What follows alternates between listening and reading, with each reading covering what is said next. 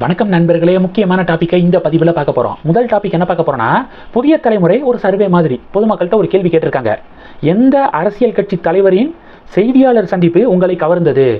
எந்த political லீடருடைய press மீட்டு உங்களை இம்ப்ரெஸ் பண்ணிச்சு, உங்களை அட்ராக்ட் பண்ணிச்சு அப்படின்னு சொல்லிட்டு கொஸ்டின் கேட்டிருக்காங்க. என்னுடைய பதில் என்னென்னா, டெஃபினட்டாக அது அண்ணாமலை தான். இப்போ ஒவ்வொரு அரசியல் கட்சி தலைவர்களை பற்றி நம்ம பார்க்கலாம். இப்போ திமுக எடுத்துக்கிட்டிங்கன்னா, ஸ்டாலின் அவர்கள் மற்றும் உதயநிதி ஸ்டாலின் அவர்கள் இவங்களுடைய ப்ரெஸ் மீட் எப்படி இருந்திருக்கு? இவங்களுடைய ப்ரெஸ் மீட்டை நான் எப்படி பார்க்குறேன்னா, அவங்க என்ன பேசணும்னு நினைக்கிறாங்களோ அதை பேசிட்டு அவங்க கடந்து போயிடுவாங்க. அவங்களை எதிர்த்து கேள்வி கேட்குறது, பதில் கேள்வி முன்வைக்கிறது பத்திரிகையாளர்கள், இதெல்லாம் எங்கேயுமே நம்ம பார்க்க முடியாது. இது திமுகவில். தாவேக்காவை பற்றி சொல்லவே வேண்டாம். விஜய் இது வரைக்கும் ப்ரெஸ் மீட்டு கொடுத்ததே கிடையாது அரசியலுக்கு வந்ததுக்கப்புறம். இது தாவேக்காவுடைய நிலைமை. அதிமுக எடுத்துக்கிட்டிங்கன்னா, எடப்பாடி பழனிசாமி அவர்கள் எப்பயாவது ஒரு முறை தான் ப்ரெஸ் மீட் வந்து கொடுக்குறாரு. அந்த ப்ரெஸ் மீட்லையும் டேட்டாவோட டக்குன்னு அதிரடியாக இபிஎஸ் பேசின மாதிரி நான் பார்க்கல. நாலாவது சீமான் அவர்களுடைய ப்ரெஸ் மீட் பார்த்தீங்கன்னா அதிரடியாக இருக்கும். சில நேரம் கோபப்பட்டு ஒருமையிலெல்லாம் பேசிடுவார். சமீபத்தில் நடந்துச்சு, உனக்கு என்னடா பிரச்சனை அப்படின்னு சொல்லிட்டு பயங்கரமாக திட்டி விட்டார். இது மாதிரி சீமானுடைய ப்ரெஸ் மீட்டு அதிரடியாக இருக்கும். ஆனால் அதில் டேட்டா வந்து இருக்காது. ஒரு உணர்ச்சி வசப்பட்டு பேசுவாரே தவிர அதில் புள்ளி விவரங்கள்லாம் அவ்வளவா இருக்காது. இது சீமான் நாம் தமிழர் கட்சியுடைய நிலைமை.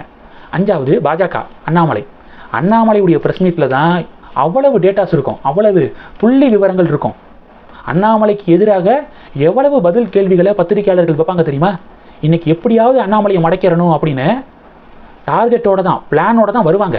அது எல்லாத்தையும் துவம்சம் பண்ணுவார் அண்ணாமலை. அதனால ப்ரெஸ் மீட் அப்படின்னாலே அண்ணாமலை அப்படின்னாலே ப்ரெஸ் மீட்டு. உங்களுடைய பார்வைகளை நீங்கள் கமெண்ட் பண்ணுங்கள். சமீபத்தில் டெல்லிக்கு போயிருந்தார்கள் அண்ணாமலை. ஹோம் மினிஸ்டர் அமித்ஷா அவர்கள், நட்டா அவர்கள் எல்லாம் சந்தித்து பேசினார். அண்ணாமலையுடைய இந்த டெல்லி விசிட்டில் ப்ரெஸ் மீட்டை பற்றியும் தனியான ஒரு ஆலோசனை நடந்திருக்கான். பாஜக மேலிட தலைவர்கள் கேட்டிருக்காங்க, ஏன் முன்னாடி மாதிரி அதிகமாக ப்ரெஸ் மீட்டு கொடுக்கறது இல்லை? உங்களுடைய ப்ரெஸ் மீட்டு தான் திமுகவை மிகவும் பலவீனப்படுத்தும். உங்களுடைய ப்ரெஸ் மீட்டு தான் ஒரு முக்கியமான ஒரு ஆயுதம். ஏன் வந்து அதை அவ்வளோவா கொடுக்கறது இல்லை அப்படின்னு கேட்டிருக்காங்க. அதுக்கு அண்ணாமலை என்ன சொல்லியிருக்காருன்னா, இன்றைக்கி நான் மாநில தலைவர் வந்து கிடையாது. நான் ஒவ்வொரு இஷ்யூக்கும் ப்ரெஸ் மீட்டு கொடுத்தா நான் வந்து மாநில தலைவருக்கு எதிராக செயல்படுறேன், மாநில தலைவரை முந்த பார்க்குறேன் அப்படி இப்படின்னு சொல்லிட்டு ஏதாவது ஒரு டிபேட் வரும். எதுக்கு டிபேட்டுக்கு இடம் கொடுக்கணும் அப்படிங்கிறதுக்காக தான் நான் வந்து ஒவ்வொரு இஷ்யூக்கும் ப்ரெஸ் மீட் கொடுக்கறது இல்லை அப்படின்னு அண்ணாமலை விளக்கம் கொடுக்க, உடனே மேலிட தலைவர்கள் நீங்கள் ப்ரெஸ் மீட் கொடுங்க, அதுதான் சரி, அதுதான் நல்லா போய் ரீச் ஆகும், உங்களை யார் தடுக்கிறாங்கன்னு பார்க்குறேன், நீங்கள் ப்ரெஸ் மீட் கொடுங்க அப்படின்னு சொல்லிட்டு அழுத்தமாக சொல்லியிருக்காங்க. அதன் அடிப்படையில் தான் அண்ணாமலை திருப்பரங்குன்றம் இஷ்யூ தொடர்பாக டெல்லிக்கு போயிட்டு அடுத்த நாளே திருப்பரங்குன்றம் இஷ்யூ தொடர்பாக ப்ரெஸ் மீட் கொடுத்தாரு. மறந்துருக்க மாட்டீங்க. இப்போ பாருங்கள், நேற்று கோயம்புத்தூர் பிஜேபி ஆஃபீஸில் ப்ரெஸ் மீட் கொடுத்துருக்காரு. அந்த ப்ரெஸ் மீட்டில் திருப்பரங்குன்றம் இஷ்யூ பற்றி பேசியிருக்காரு. ஜஸ்டிஸ் ஜிஆர் சுவாமிநாதன் அவர்களை பதவி நீக்கம் பண்ணணும் அப்படின்னு சொல்லிட்டு துடிக்கிறாங்களே இந்தி கூட்டணி, அதுக்கு எதிராக பேசியிருக்காரு. கேஎன் நேருவுக்கு எதிராக இடி பல ஊழல் புகார்களை முன் வச்சுக்கிருக்காங்க, அது தொடர்பாக பேசியிருக்காரு.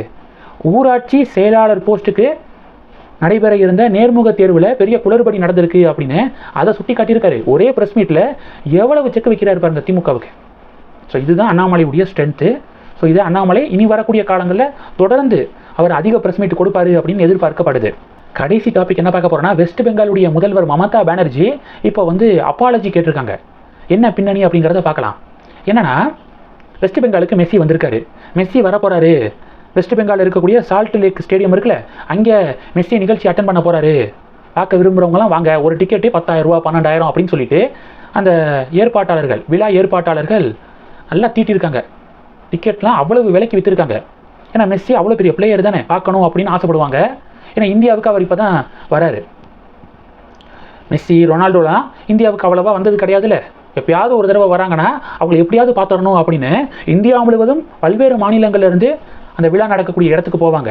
அதுதான் இன்றைக்கி நடந்திருக்கு. மெஸ்ஸியை பார்க்குறதுக்காக எப்படியாவது டிக்கெட்டை எவ்வளவு விலையாக இருந்தாலும் பரவாயில்ல கொடுத்து வாங்கிட்டு போயிருக்காங்க. என்ன கேரண்டி கொடுத்துருக்காங்கன்னா, விழா ஏற்பாட்டாளர்கள், நல்லா நீங்கள் மெஸ்ஸியை வந்து பார்க்கலாம், அவ்வளவு சூப்பராக பார்க்கலாம், இங்கே தான் கிரவுண்டில் தான் இருப்பார், ஃபுட்பால் விளையாடுவார், பார்க்கலாம், அவர் ஃபுட்பால் விளையாடுறதை நீங்கள் நேரடியாக பார்க்கணுமா வாங்க அப்படின்னு சொல்லிட்டு தான் விளம்பரப்படுத்தி காசை வாங்கியிருக்காங்க. ஆனால் என்ன நடந்திருக்குன்னா, 10 நிமிஷம் தான் மெஸ்ஸி அந்த ஸ்பாட்லேயே இருந்திருக்காரு. விழா ஏற்பாட்டாளர்கள் ஒழுங்காக ப்ராப்பராக அந்த நிகழ்ச்சியை வந்து அரேஞ்ச்மெண்ட்ஸ் பண்ணலை. கும்பலாக கூட்டமாக பார்த்தீங்கன்னா மெஸ்ஸியை சூழ்ந்து அவ்வளோ பேர் நின்றுக்கு இருந்ததுனால கிரவுண்டில் இருந்த ஃபேன்ஸ்னால மெஸ்ஸியை ப்ராப்பராக பார்க்க முடியலை. டிஎம்சி கவர்மெண்ட் தான் இங்கே நடக்குது.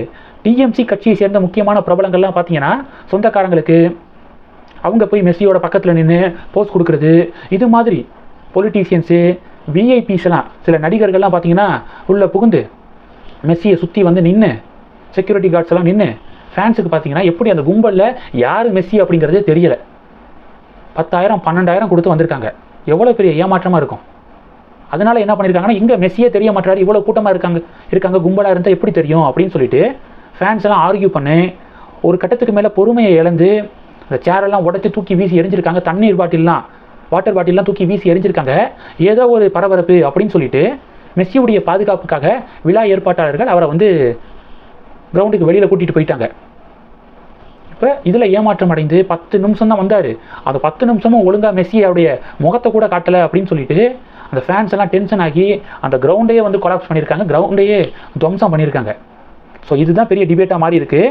ஸோ இதுக்கு தான் வந்து வெஸ்ட் பெங்காலுடைய முதல்வர் Mamata Banerjee I am deeply disturbed and shocked by mismanagement அப்படின்னு சொல்லிட்டு பதிவு போட்டிருக்காங்க. பாஜக கேட்குறாங்க, இந்த முதலை கண்ணீர்லாம் வடிக்க வேண்டாம், வெஸ்ட் பெங்காலுடைய ஸ்போர்ட்ஸ் மினிஸ்டரை உடனடியாக ரிசைன் பண்ண சொல்லுங்கள், அந்த பாதிக்கப்பட்டவர்களுக்கு அதை அட்டன் பண்ண எல்லாத்துக்கும் ரீஃபண்ட் பண்ணுங்கள், இதுதான் ஒரே சொல்யூஷனாக இருக்க முடியும், இந்த முதலை கண்ணீர்லாம் இங்கே வேண்டாம் அப்படின்னு பாஜகவினர் இங்கே போராட்டத்தில் குதிச்சிருக்காங்க. இந்த டாபிக்ஸ் எல்லாத்தையும் பற்றி உங்களுடைய பார்வைகளை மறக்காமல் கமெண்ட் பண்ணுங்கள். தொடர்ந்து கணக்கில் இருங்க, அடுத்தடுத்து நிறையா பதிவுகளை பார்க்க போகிறோம். நன்றி. ஜெய் ஹிந்த்.